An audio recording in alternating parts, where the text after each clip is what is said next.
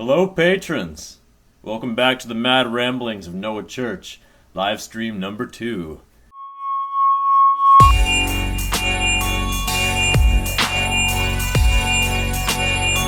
I'm just going to ramble about a few different topics today that I get questions about a lot, but I don't often talk about in my videos because, well, the first topic is dating, and dating is something I get a lot of questions about from guys who don't really know how to get started. A lot of these people haven't ever had successful sex because of PIED. Their social lives and romantic lives have sort of been waylaid by their porn habits, and they're not really sure how to get started and get that going. And I haven't made any videos about this really because I don't think of myself as a dating expert. I can feel very clueless sometimes. I can feel like I know nothing about women, but I have dated quite a few women, so maybe I know more than some of you. So last night I decided to make a list of everything that I'm certain about regarding women and dating, and maybe this list can offer you guys some wisdom. And it might not be everything, but it's some of the most important stuff. So I'll start with number 1. I will unavoidably be an idiot and make a fool of myself. It's just going to happen.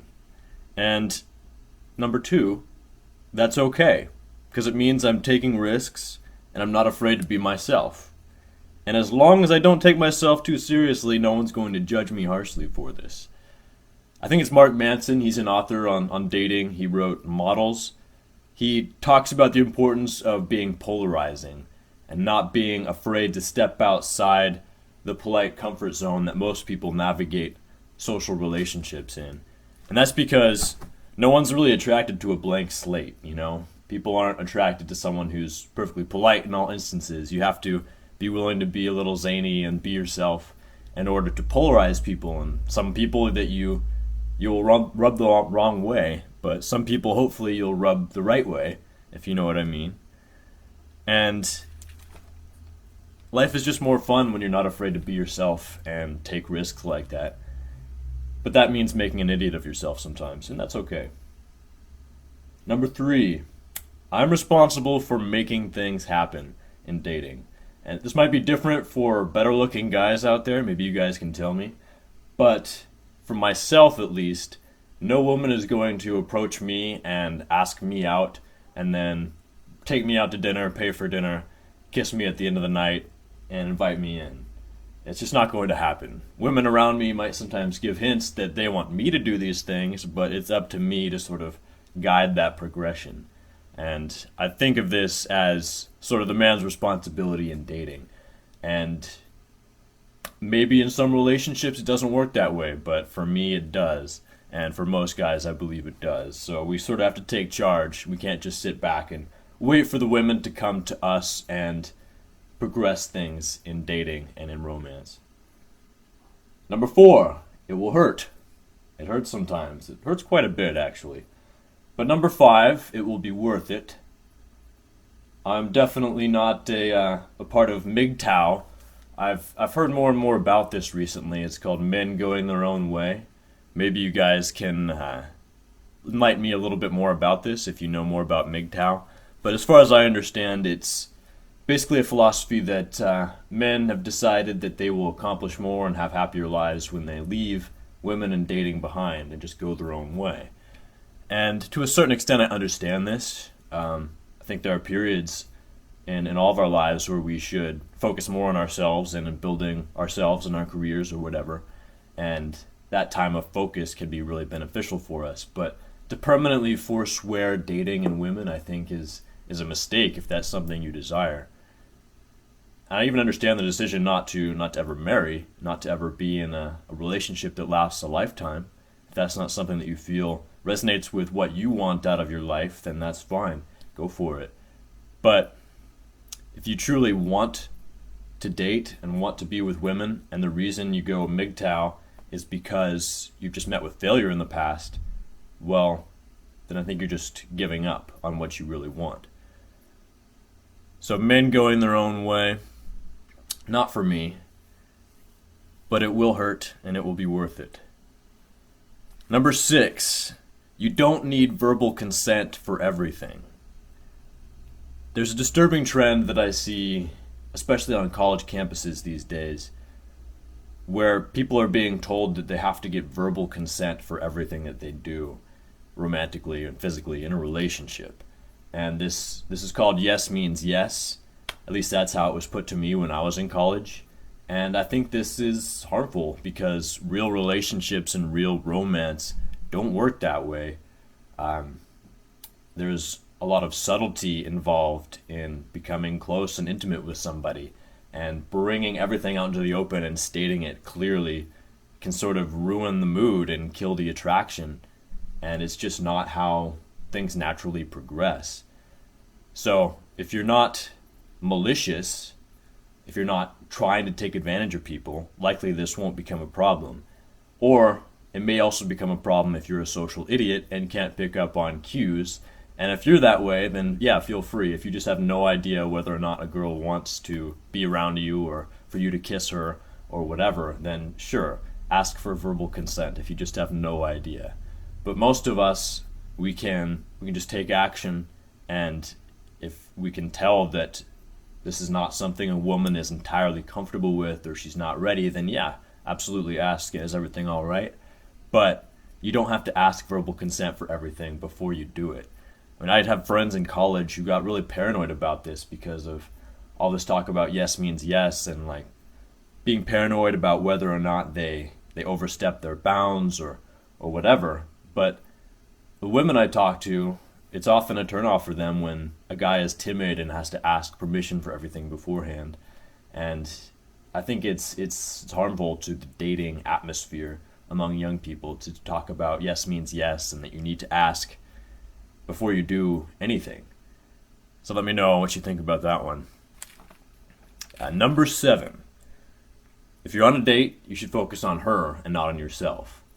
And that doesn't mean that you forget about your own desires and boundaries and needs and just focus on what she wants. It means that you're there to learn about her. So stop worrying so much about how you appear to her and what she thinks of you, and start thinking more about her and whether or not she's someone worth getting to know and getting more intimate with, because that's what you're there to do. And the more you focus on her and just learning about her, the more she'll be interested in learning about you. If you're thinking about yourself the whole time, like how do I sound? Am I sounding stupid right now? Did I remember to put on deodorant? Whatever. Then you're not going to be focused on her, and there won't be that connection during the date. Number 8. Relationships are about giving. So give freely in a relationship without expecting things in return, without attaching expectations to your gifts of love or affection or support or even monetary, like physical gifts, or gifts of, outings or dates or paying for dinner, whatever. Give freely in a relationship and don't expect something in return for that, because that's just a transaction. That's not a relationship. A relationship is about giving to somebody and showing them love. And if you're not getting what you need in that relationship in return, also feel free to back away and leave that relationship and find someone who does want to give you those things that you need. But don't think of it like a transaction, like I give you dinner and drinks and you give me sex. That's an unhealthy way to see relationships. It's about giving to somebody else, making their lives better, and hopefully they do the same for you in return. And if they don't treat you well, then yeah, leave and find someone who will treat you better. Number 9. There are ways to tell if a woman wants to be kissed, but if you're unsure, it's usually better to go for it. Most women respect guys who take risks and aren't going to be so timid about taking action. And if she doesn't want to kiss you, she'll let you know. And it doesn't have to be that big of a deal. You can laugh it off and just say, well, I guess I misread that situation. Sorry about that. Thought you were really pretty and just felt like the right moment. Felt like that was happening, but it's no big deal that it's not. And it doesn't have to be like the end of a budding friendship or anything. You can laugh about it if that's not something that she's interested in sparking between you two. But if you don't go for it, then you'll always be left wondering if something could have happened. And that's much worse. Number 10. If you don't have a social life in the first place, it's going to be very hard just to start dating high value, attractive women. And this is a mistake I see a lot of guys make. They'll go out and the only people they'll want to meet and talk to and get to know are the hot women that they're attracted to. But think about how nervous you might get just meeting someone who's not an attractive woman out in the world. If you have social anxiety and that's a big deal for you, then it's going to be even harder to meet those women that you're attracted to and that you think you might want to develop something with. So get used to talking to everybody. Just meet people out in the world, ask people's names, try to make their days a little bit brighter, compliment them, true compliments, whatever. And just chat with people. Get used to meeting new people. And the more you get used to this, the more friends you make, the more your social life flowers, the less you'll be concerned about meeting that next girl that you might be interested in. The more you'll be able to relax and just get to know her and see where it goes. So if you don't have a social life, if you're just you're socially inept, don't think that you can just go right from that to reading a bunch of dating books and start dating a bunch of attractive women. Expand your social life. Get to know everybody around you. Number 11. This one's about sex.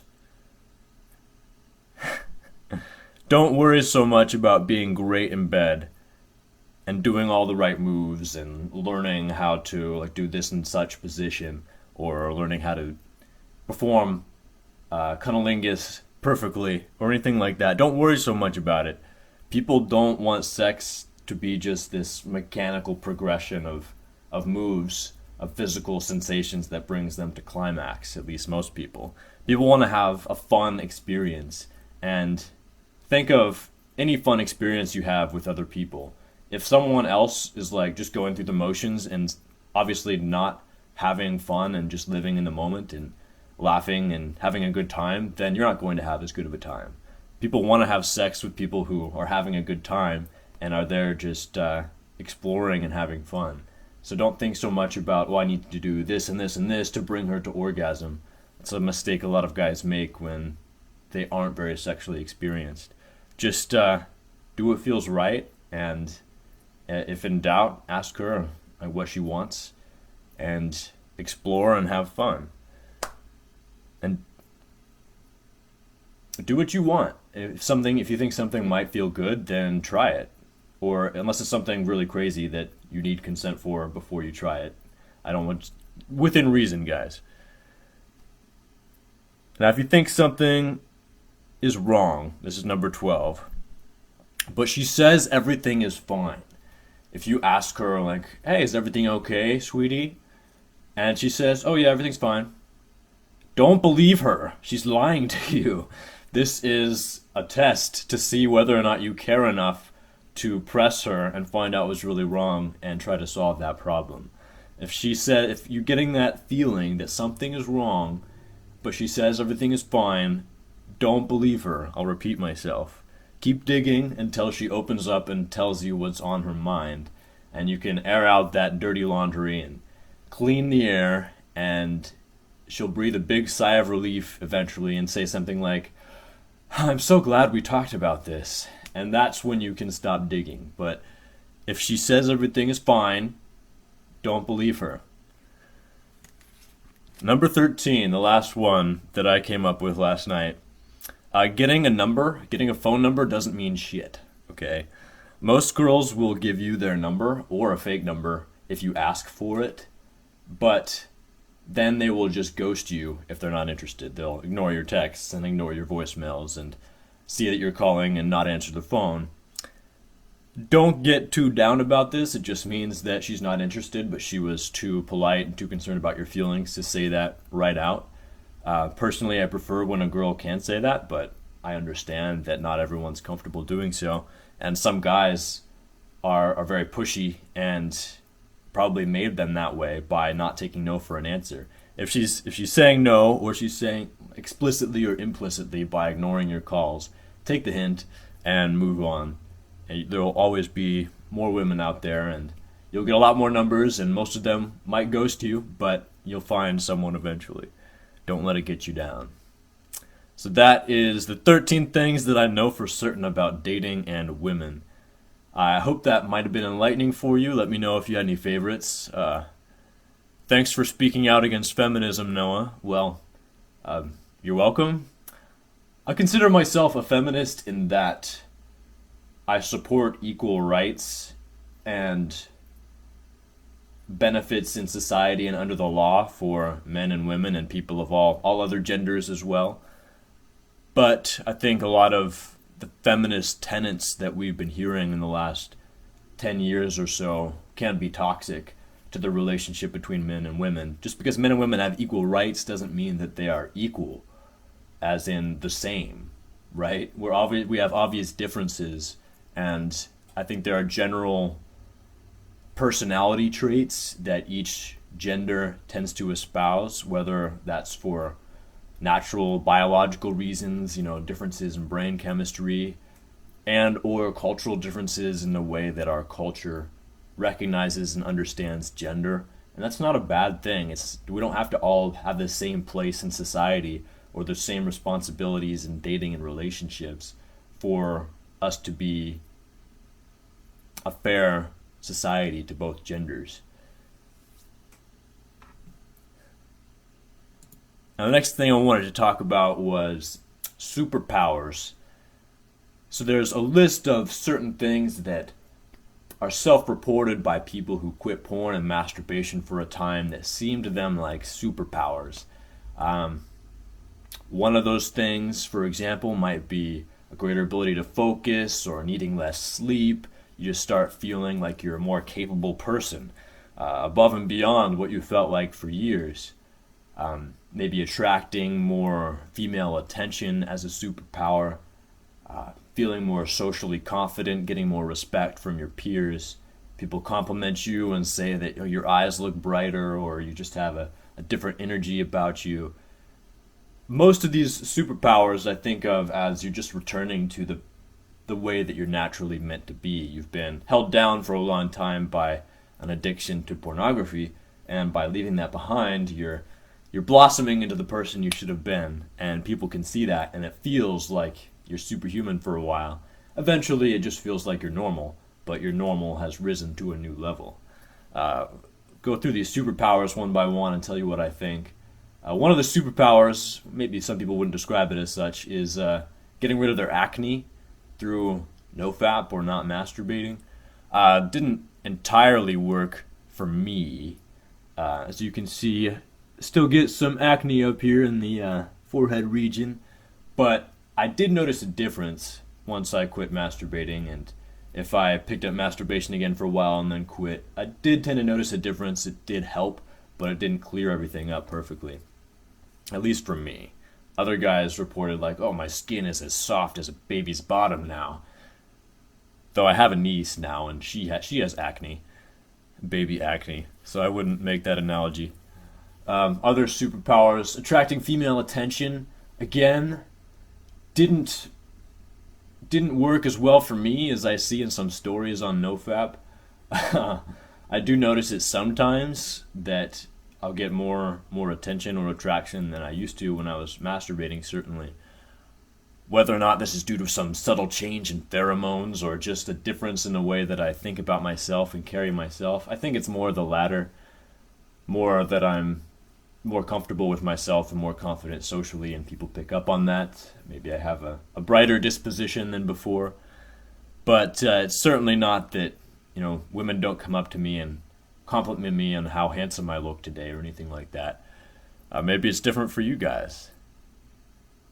You're not supposed to touch your face if you don't want to get acne. Has that been my problem?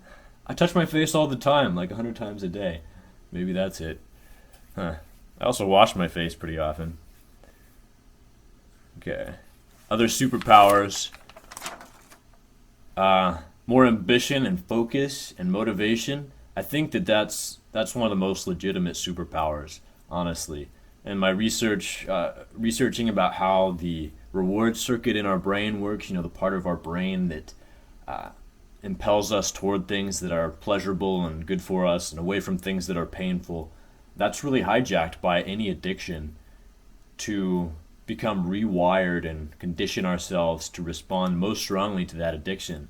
And it grays out and it numbs all of our other impulses, including just our day-to-day interest in our activities and the people around us, in our work, all of that. And as we leave that addiction behind and that system in our brain is allowed to come back to a more natural balance, I do believe that we have a lot more capability to focus and feel energized and connected with the things around us and make things happen in our lives. I've certainly felt that for myself. I mean, after quitting, I wrote a book from start to finish in 5 months and published it, available for free on my website, addictedtointernetporn.com. But before that, I'd always had an ambition to write a book, but it always just, I would write a few chapters and then I would lose interest or get distracted by something else. And I do find myself much more able to focus now. And I see that reported all the time in the people that I work with. Other superpowers. Let me know if you think of any other superpowers in the chat that you want me to talk about. But now I'd like to talk about the power of self-belief. And I'll give you a quote. It's that a man expands or contracts according to his own beliefs about himself. And that quote is just something I made up yesterday. But another quote that I didn't make up is that both the man who thinks that he can and the man who thinks that he can't are both probably right. Henry Ford. So, I think there are different levels of belief. We have beliefs about the world around us, beliefs about politics, beliefs about just various opinions and arguments that we encounter in the world. And these beliefs are subject to change. Some beliefs more than others, I can believe that a certain political candidate is right for the country, but I'm open-minded. My mind can change depending on what I see. Some beliefs are more deeply held, like, for example, one of the most deeply held beliefs is about how gravity works in our lives. When I pick something up, I pick up this pen, I'm not thinking actively and consciously about how it will react when I drop it. I know in my bones how it will react when I drop it. I've seen it a million times. It's going to drop to the floor. But that's a belief as well. It's a much more deeply set belief. And logically thinking, it is certainly possible that I could drop it one day and it will just float up into the sky. I've never seen it happen before, but that doesn't mean it can't happen. But this is a very deeply held belief that it will just happen. And if that ever happened, if it ever just floated up into the sky, I would be bewildered. I would be blown away. Now, we also have very deeply set beliefs about ourselves, about who we are. There's a story about ourselves that we tell ourselves every day. Maybe not in so many words, but it's something that is within our bones. It's held within us about who we are. And if your belief is that you're just a regular, normal guy who goes to work 9 to 5 and makes $30,000 a year, and that's just who you are, and you're going to continue along in that career and retire and live your life that way, then that's who you will be. Your beliefs will shape you. Same person, same situation. If you start to believe something else, if you believe that maybe you're meant to go back to school and you're smart enough and you're tenacious enough to get a degree and move into a career that you feel more passionate about, those beliefs will shape you, and your actions will start to reflect those beliefs. You'll start to squirrel away money and fill out applications for school because you believe that this is who you're meant to be. And those beliefs will guide you toward that vision of yourself that you have in your future. If you believe that you're hopelessly addicted to pornography and you're always going to relapse, those beliefs will shape you. If you believe that you're strong enough to leave it behind for good and that your life will be enormously benefited by that step, and that you can do that, you're strong enough to do that, you can be that person, then that will happen for you.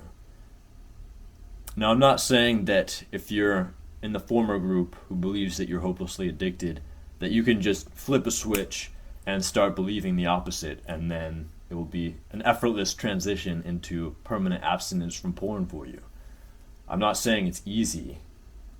It's hard to change those deep-set beliefs. Even if I saw the pen float up one day when I dropped it, my beliefs about how gravity works wouldn't change right away. I would think that I was dreaming, or that I had accidentally dropped some LSD or something. I would search for explanations that fit within my belief system. But these beliefs can change over time.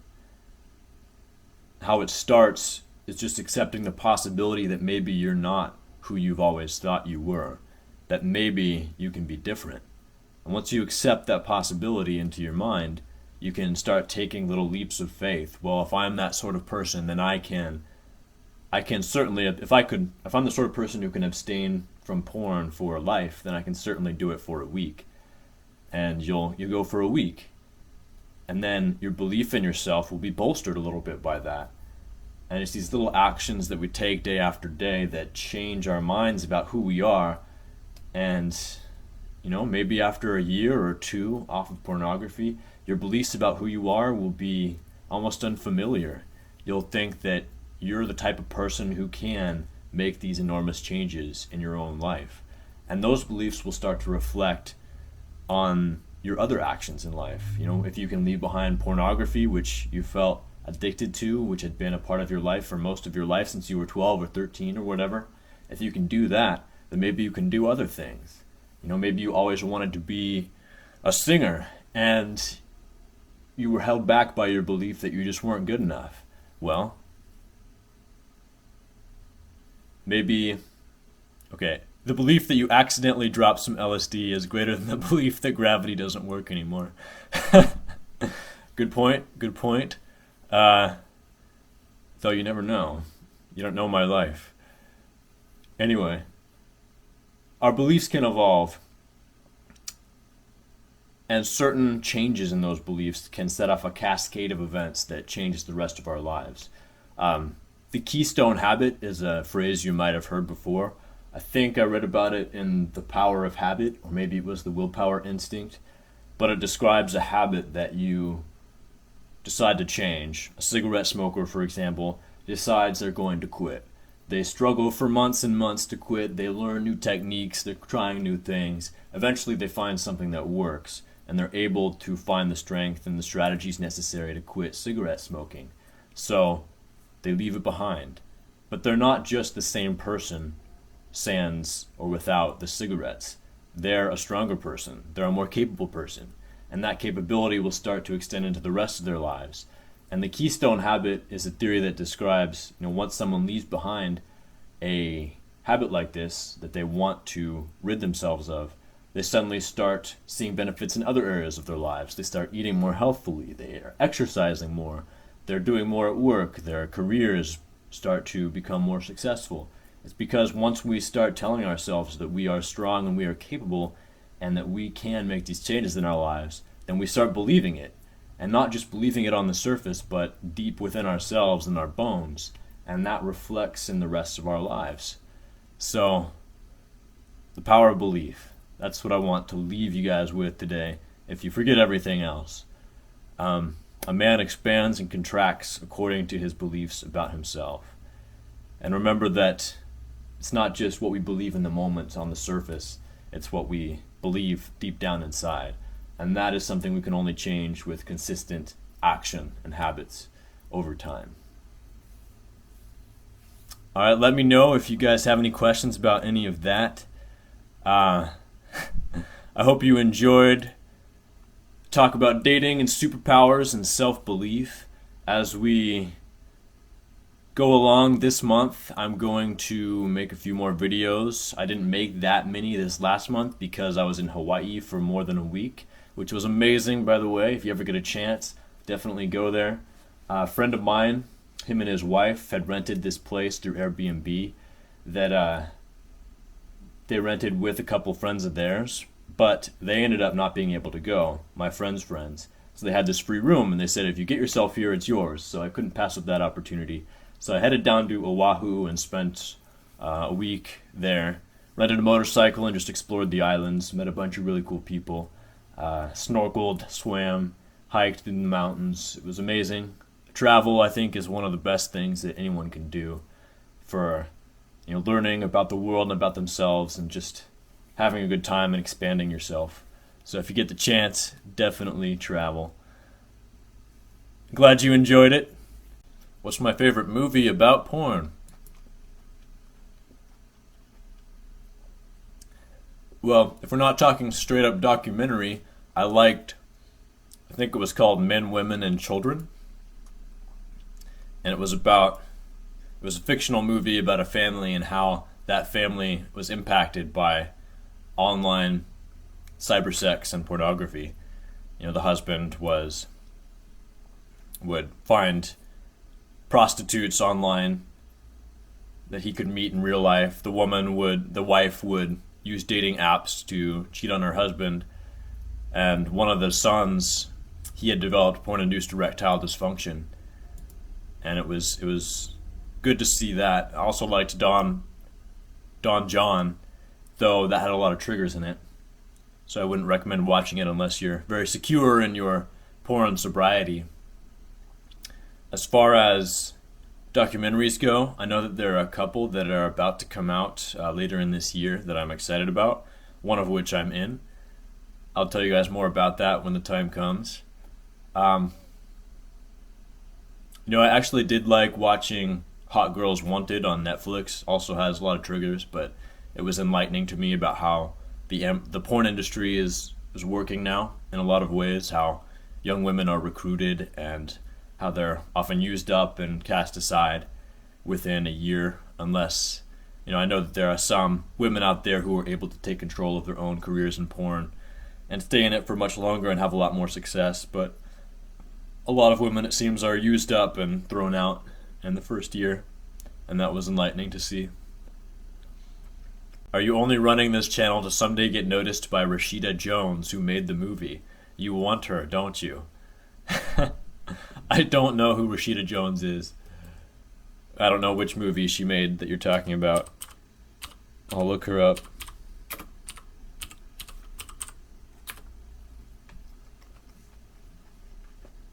Oh, I recognize her. Don't Google her, no! There's about a 12-second delay, so you'll never be able to warn me in time. Yeah, it is called Men, Women, and Children, for those of you who want to see that one. A group of high school teenagers and their parents attempt to navigate the many ways the internet has changed their relationships, their communication, their self-image, and their love lives.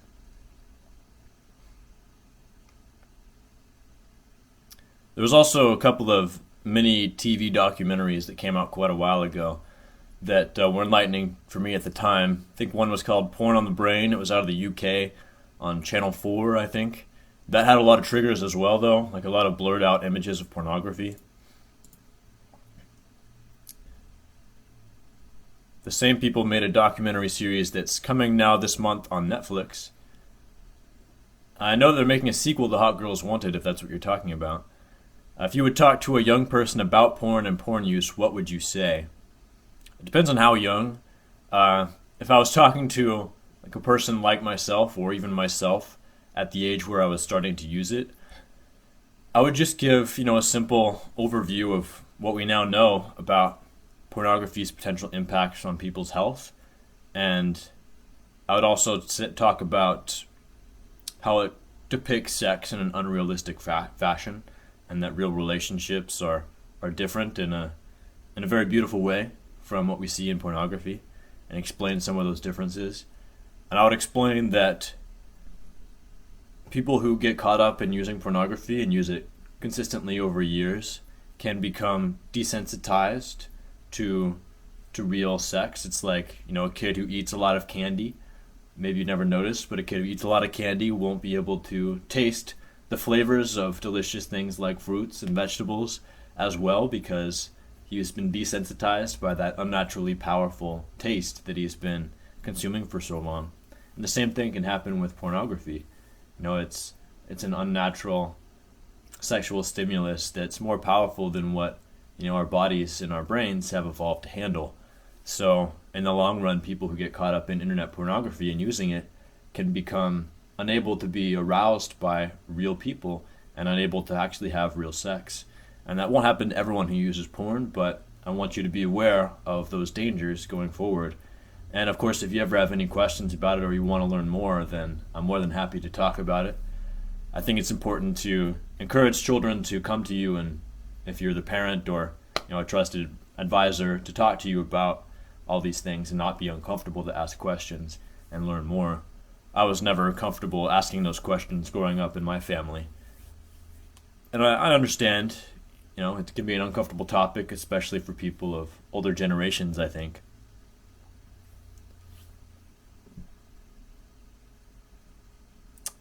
One thing I wanted to say about, I was talking about the Channel 4 documentary.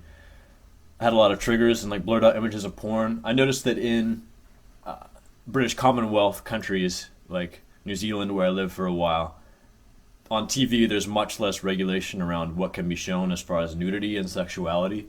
I remember I was staying at this random people that I met when I was hitchhiking with my friend at the time. They invited us to stay at their house for the night, and they were this older couple. And after dinner we were sitting around watching TV, and this news segment came on about surgical penile extensions, and they were showing graphic footage of penile surgery and showing penises and blood and everything, and I was just horrified that I was sitting here with these older couple strangers watching this on TV. I was so uncomfortable.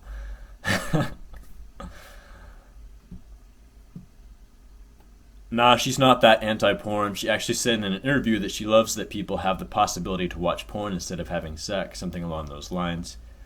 Oh, a question about dating. Do you think or have experienced that women rather respect men who are against porn, or rather laugh about that? I've had bad experiences with girls once I opened up.